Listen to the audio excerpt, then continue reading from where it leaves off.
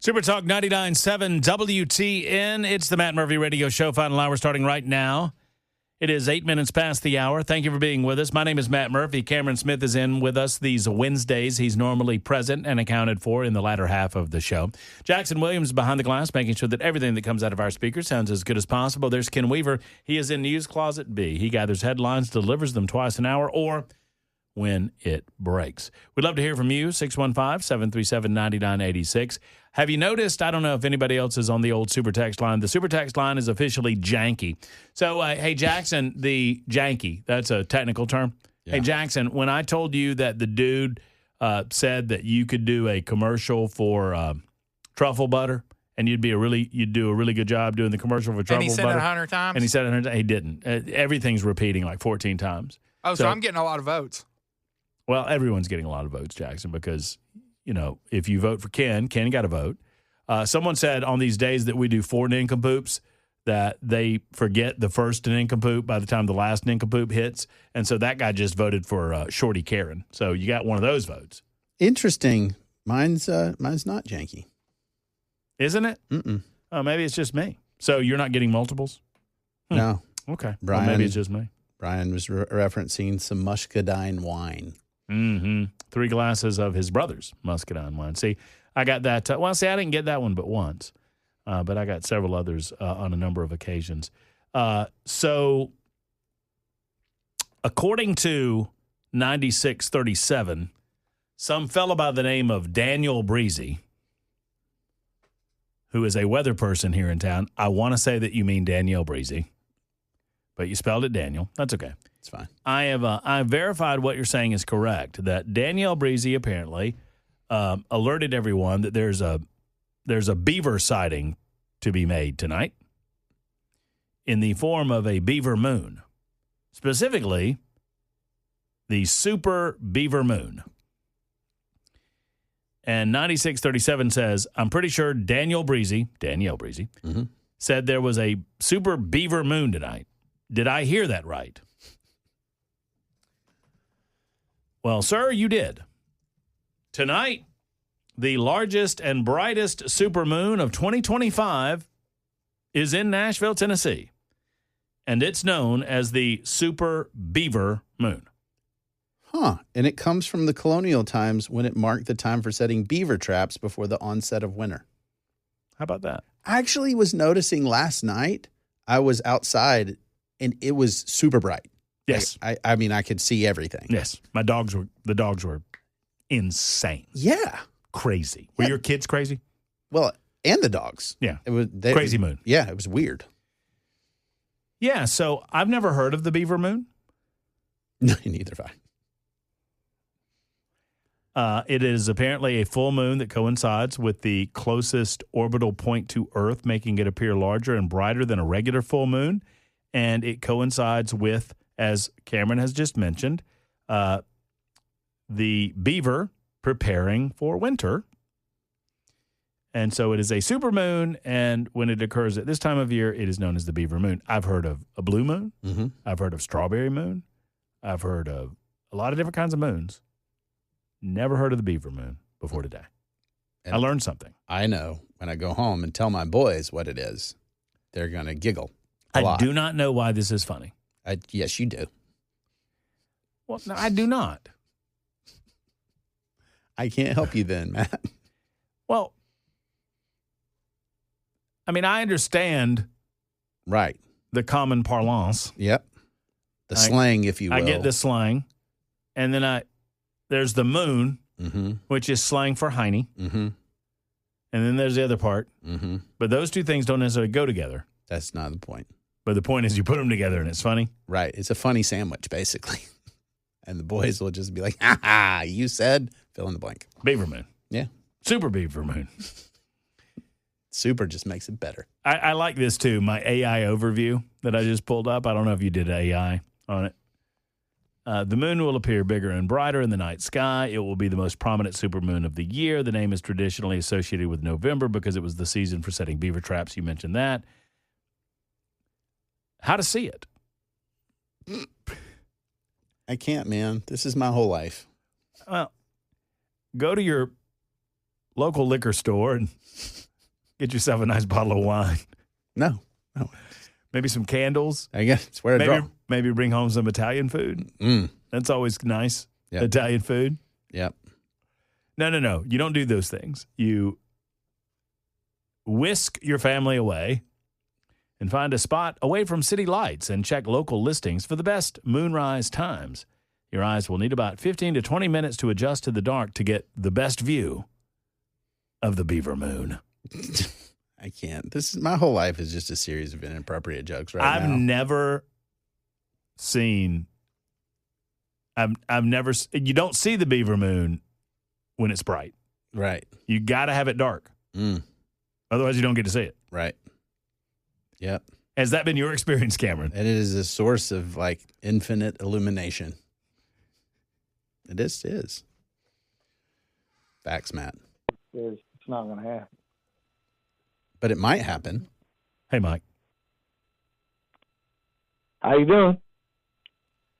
You know, I've been better, Mike. You got a minute? Sure. Okay. Well, you know, kind of down in the back. Graduated from PT, but my shoulder really hurts because I worked out this morning. Yeah. Yeah. But thank you for asking. How are you? Hurts. Well, didn't go through the procedure like you did, but I did the stem cells, and you know what? I'm walking around. I'm freer of pain. I still have pain, but I'm freer of pain. That's good. About 50%. I'm glad to hear it. Glad to hear it. But anyway, so here we go. You just had a guest on that tariffs, Trump's going to lose in the Supreme Court. He's still here. Yeah, I'm right here. Yep. So Trump's going to lose 9-0, I guess, with your guest. But then I've got what's his name? Bassett. You know. Wait, before we get to Bassett, I've got an idea, Mike. You ready? Yeah. Go ahead, Cameron. Meet Mike. Cameron? Hey, Mike. How are you doing? Mike, this is Cameron. Yeah, good. Okay. How you doing, Cameron? All right, that's the guest. All right, anyway, Bassett. Yes, go. Your side made such stupid statements against the Constitution that there's no way they can win. My side. And this is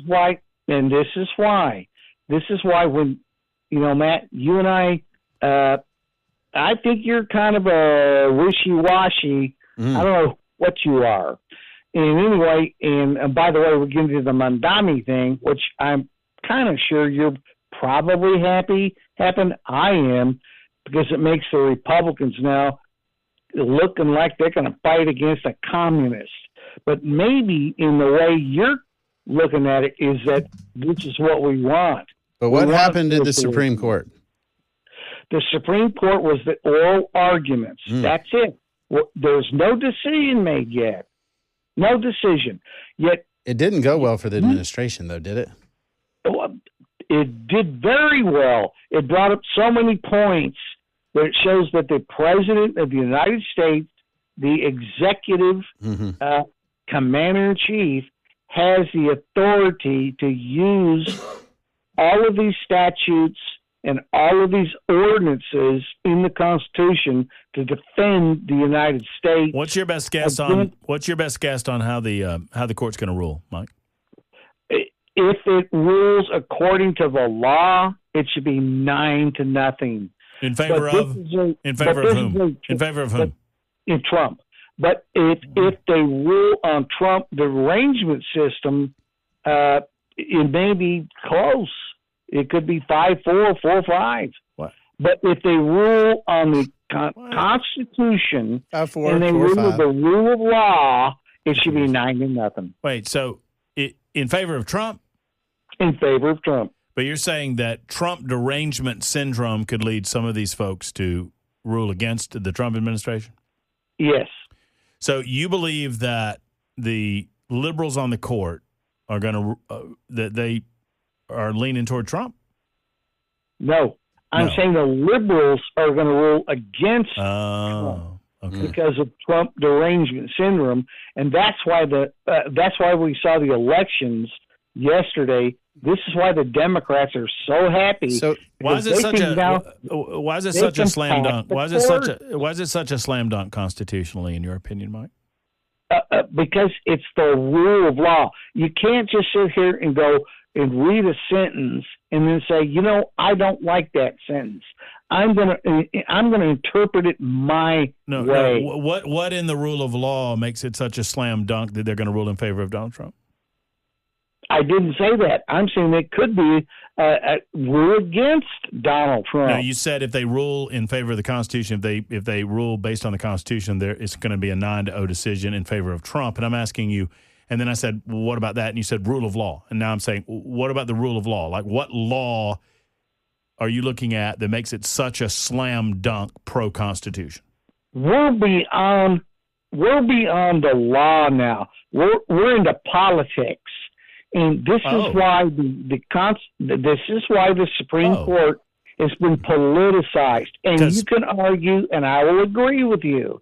We all agree that, hey, put on the Supreme Court justices that we Can I ask you a question real quick? Just like a real quick. It was asked that I think it was Justice Gorsuch maybe asked this. So imagine a President AOC declares a climate emergency and then puts 100% tariffs on any country that uses fossil fuel in their energy generation. Would that be okay? Absolutely not.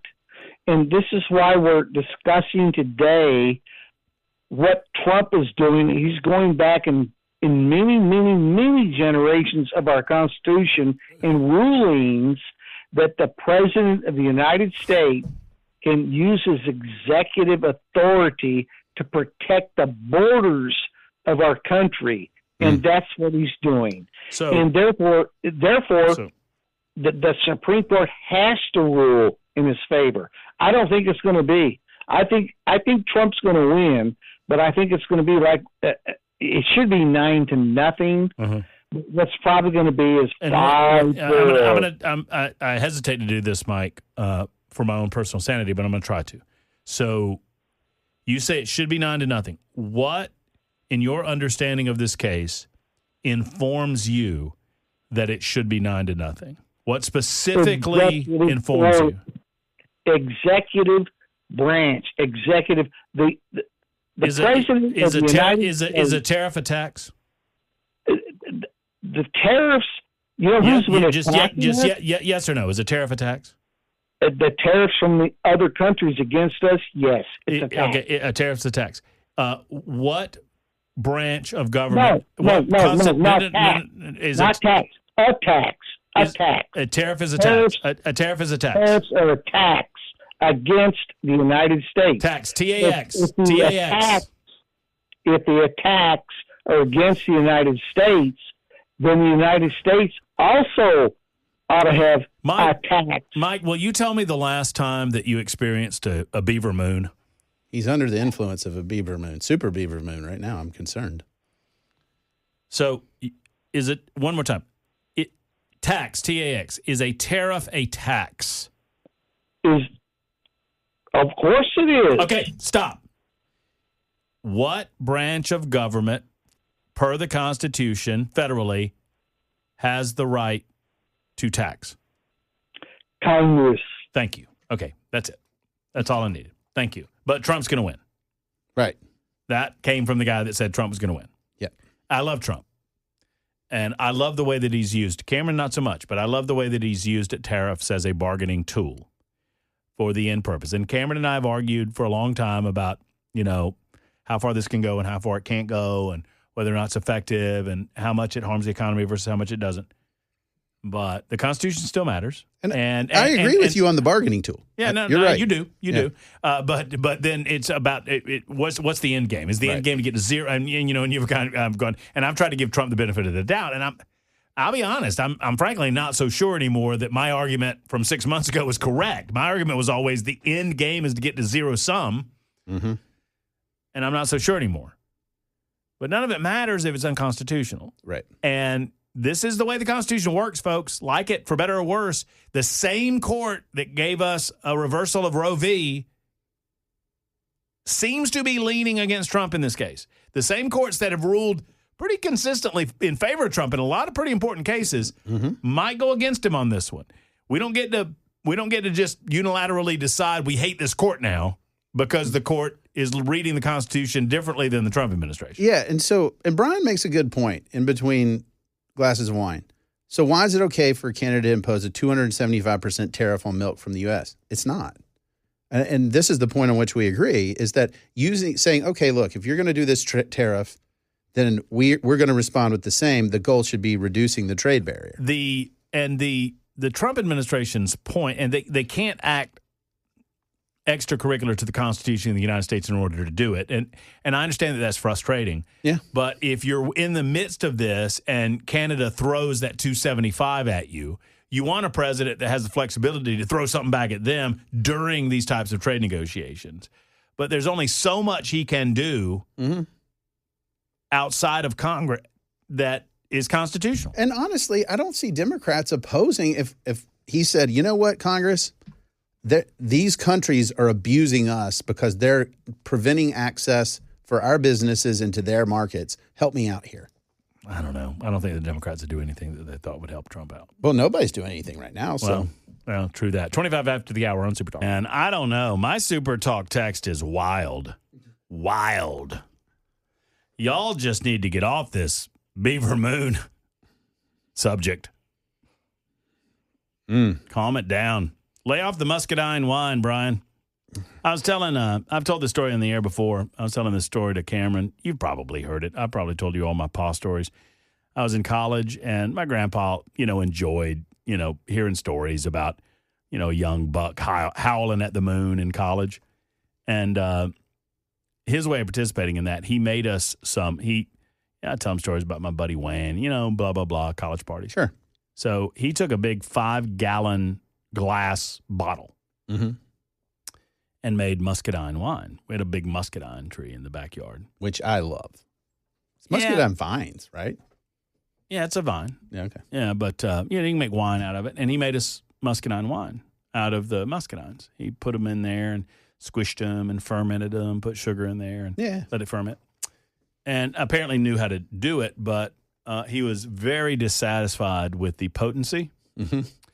And so he gives it to me, had corked it with a big cork. Oh, yeah, put that in your front seat. We strapped it into the front seat, seatbelt and all. Big. And I used that big 5-gallon glass bottle for a change bottle until someone stole it in Athens, Georgia, years later. Anyway, long story short, he's like, you enjoy that. And he just had this funny look on his face. And I took it back, and I left it for we took all the shelves out of the refrigerator and put it in the refrigerator, as you do, because there's no food in there. Right. And left it for a bit. And a weekend, we tried it. And, man. So the next time I come home, he's like, how'd you like the muscadine wine? I was like, Pa, it laid me down. Pretty strong. It's pretty strong. He's like, well, it should have been because I put 3 quarts of moonshine in it. I was like, what? He said he fermented it. He said, I tried it, and I didn't feel like it was strong enough for you college boys, so I figured I'd add a little something to it. He basically made hunch punch and gave you that. That's exactly what it's good. Like, I still, the things that young humans drink and think it's a good idea is just, it's truly shocking. The things that have been in trash cans. Oh, geez. What are we doing? What's happening? Oh, yeah. And I'm not entirely certain that, or got to get the keg back. We drank, true story. We had like a pony keg and there was a party and you got to return the keg to get your deposit. You do. And so we drained the keg and we had so much beer. We put it in pitchers and stuff. And we're idiots. We're like, we'll just drink this later. We put it all in the fridge. Yeah. It goes really flat and it tastes awful. But you know what we did? We drank it. Yeah. Well, it's a miracle of science that college-age young men don't die in droves because they never have food in their refrigerator, as you correctly identify. There's usually a lot of alcohol and other beverages that they've been told, hey, you should stay away from that. And then they go to college and they're like, maybe not. I'll do the opposite of that and not eat food. And it's a shock, but I've seen them. They've made it through. Yeah. They survived somehow. Yeah, believe it or not. I spent an entire summer, I was given a case of green beans and a case of saltine crackers. And I don't remember eating anything else that summer besides green beans, saltine crackers, and ramen noodles. Mm-hmm. And I always cooked the ramen noodles in the coffee pot. Did you cook ramen noodles in the coffee pot? That's an easy one. Jackson, you ever cook ramen noodles in the coffee pot? No, but I've eaten them dry. Yeah, I've seen that. And I can't. I'm like, what are you doing? If you just hold them in your mouth long enough, it'll soften up. No, it's just like a crunchy snack. It's Yeah, kind it's of like chips. a cracker. What do you do with the little flavor packet, Jackson? Sprinkle that on there for some seasoning.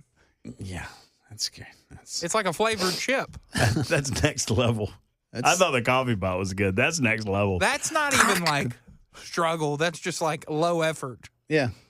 Like hungover, tired, class, ramen. Shockingly, my boys will do that with ramen completely sober. They're like, oh, this is great. It's just faster. It's not bad. Your eldest is now 16. Mm-hmm. Have you had the alcohol conversation with him? Yeah. I mean, All of I don't. them. Yeah, I mean, Yeah, all of it. yeah. Okay, yeah, I don't. I just don't know at what because I don't have any. And we never did it. I mean, my grandpa was like, if you do any, my grandfather's basic discussion on childhood was this: if you do anything that I disapprove of, I'm going to kill you. Mm-hmm. Okay, go. All right, and you're like, well, what? Get out of here. See you later. Yeah. I'm just, my point to all of them has been, it's not necessarily the alcohol that creates the problem. Uh-huh. It's what you do when you've consumed the alcohol that becomes the problem. Amen. And your brain is still developing to about 25. Mm-hmm. So you got to decide whether you want to damage your brain for the rest of your life, cause reasons. I'll give you an example of this. Alcohol may or may not have been involved, but it's a similar concept. Deciding that you think it's funny to jump on the train when it's going really slow behind your house is not the problem. It's when the train speeds up and you can no longer jump off it and you're now 4 miles down the road before it slows down again, and now you have to get home and it's 2 o'clock in the morning. Yeah. That's the problem. Yeah. I need more of that story. That's a true story.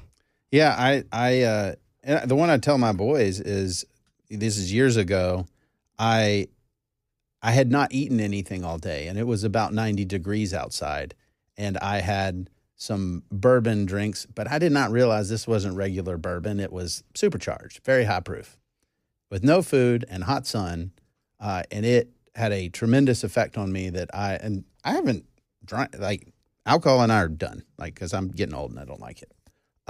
But at this point, I decided, because I was way more inebriated than I had anticipated, that I was going to call a U.S. Senator. And so... Who was it? So... You're not but you know... Are they still in office? No. And... Is it Shelby? No. But the... It was a good... Oh, I know who it was. And I won't tell. My boys are like, what? And I'm like, yeah. So that was a bad decision. Like, I don't think he answered. But like, Cameron's such a nerd. Most guys, they drink too much bourbon. They call ex-girlfriends. yeah, They booty call somebody. yeah. Cameron Smith is calling a United States Senator. I had a policy idea, Matt, and I needed right then, in my flip-flops, with a towel, walking home to call a senator and tell them what I thought about policy. I've never had a policy idea under the influence of alcohol, but I've had a lot of them under the influence of marijuana. Oh, that's good. Jimmy, speaking of policy ideas, is next. Hello, Jimmy. What's going on there, Matt? What's up, Jimmy? Not much. I'm sitting here under the beaver moon, and I have yet to see a beaver. I've seen a deer, a red fox, and a gray fox. Awesome. Beavers. Watch out for them possums. Yeah, I hadn't seen any of them yet, but What about cats? No, I You was see any calling- cats, I domesticated listened cats? yeah, I like the teeth on them things. So. But no, I was calling at you. I watch Bill O'Reilly. You was talking about those trade tariffs, and he had his staff look it up, and I didn't know about it. But it's the Trade Act of 1974. Have you heard of that? The Trade Act of 1974. Teach me. What is that about? Well, Congress passed a law. I didn't know anything about it because I was 4 years old. But Congress passed a law, and President Ford evidently signed it. And there's 3 sections. 301 allows tariffs in response to unfair trade practices. 201 permits tariffs if U.S. industry is seriously injured by surging imports. And 122 authorizes temporary tariffs to address significant imbalance of trade deficits. It gives the power to the president to do all that. And a raccoon just come out under the beaver moon. So it's. I mean, you got everything but the beavers. I know it. It just, and I'm a mile from the beach, so it's kind of an odd spot here. Where are you, Jimmy? I'm in the Outer Banks, North Carolina. Oh, heck yeah. Love Outer Banks. Sounds fun. That sounds awesome. I'm about a half mile from the Sounds and about a mile from the ocean as the crow flies. You know, I'll need to look the transcript up. I admit that I did not hear a significant enough portion of the oral arguments that were being made today before the United States Supreme Court to tell you whether or not the Trade Act of 1974 came up. I'm looking at it here. I looked it up while you were talking, and it is as you described. So I'll look into that. That might change my calculus on it. I would think that if it does, as you have described, that it would be a key component in the argument being made by the federal government that they have the authority to do these types of things. And I think O'Reilly might have been right that they probably won't give him full free reign. They might limit some of what he does, but he'll be able to do it. I don't think that he's just going to have unfettered reign on doing that. Thank you for the info, Jimmy, and be careful be careful of the wildlife out there. Hey, it's in the backyard. I can't argue with it. Hey, listen, if you see one raccoon, there's like 28 others. You know that, right? Oh yeah, I've seen 3 run across the backyard on the camera in the backyard. So they're all over the place. The wife loves these things until they start digging in her flowers anyway. So. Yeah, I get it. Well, Mr. Jimmy, thank you. Hey, y'all have a good one. You do as well. 1974. Yeah, I mean, this is one of the ones that I'm familiar with. And ultimately, the president does have some authority to negotiate trade agreements, but Congress is still involved, right? Congress can, up or down on those trade agreements.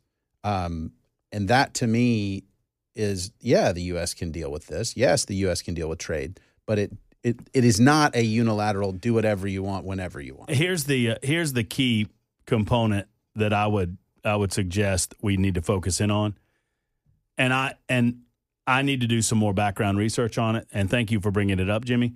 The Trade Act of 1974 promotes open and fair trade, gives the president authority to negotiate trade agreements, yada yada yada. Key provision, Section 301, U.S. to retaliate with sanctions such as tariffs against countries that violate trade agreements or engage in unfair practices. The act also created the generalized system of preferences and also fast-track authority for Congress to approve or reject presidential trade negotiations. Mm-hmm. So there's still a congressional component there that you send whatever you've done to Congress, and Congress gives you the old thumbs up. Yeah, and then you can also, some of the Section 301 tools that people have been talking about are there for a specific purpose that the president has to say, hey, here's what's happening so I can do this. But when that condition subsides, so does the authority to unilaterally And he's using the 77 code to declare that he has an emergency on his hands, right? He's used IEPA is the law that's really in question here of, this is an emergency. Right. And because it's an emergency, I can do all this stuff. And it is not. And that even supersedes this 74 deal? It is alongside it, but it's just a different citation of authority. Yeah. And so if he's using the Trade Act of 1974, that's fine, but that's going to apply to certain things. And this is And you still need Congress to speak. he's trying to do it broadly. Yeah. 52 after the hour. If we have time, we'll get to your calls. 615-737-9986. It's The Murphy Show. Super Talk 99.7 WTN. It's a final opportunity for comment. Real quick, 30 seconds, because, well, I'll tell you what. I'm going to get into Lee first, and then we'll get to your comment. Lee. Hey, Hey, Lee. how are you? Lee, I'm great. Thank you for holding, and I appreciate you calling in. What's on your mind? Now, I was just thinking 1974, Cameron was talking about it, and I was 12 years old. My parents were divorced, and I moved from about 50 miles away to Bowling Green, Kentucky. And right there at Memphis Junction Railroad, we used to hop the train in town and ride it back home. It's when they was building interstate up through there. So it was a good soft landing, jump off of it. We had a friend that didn't want to jump off because it was going a little faster than he normally do. Yeah. Where did he get to? He ended up in Nashville. Yeah, he did. They tried to catch him in Franklin, and the train was going on through. Lee? You got to remember, this is 1974. Lee, I got it. Lee, call me back tomorrow and tell me the rest of the story. Rest of Lee's story tomorrow on the Matt Murphy Show. Thank you, Cameron. See you. Mark Levin is up next. Super Talk 99.7 WTN. Hug your loved ones. So long, everybody.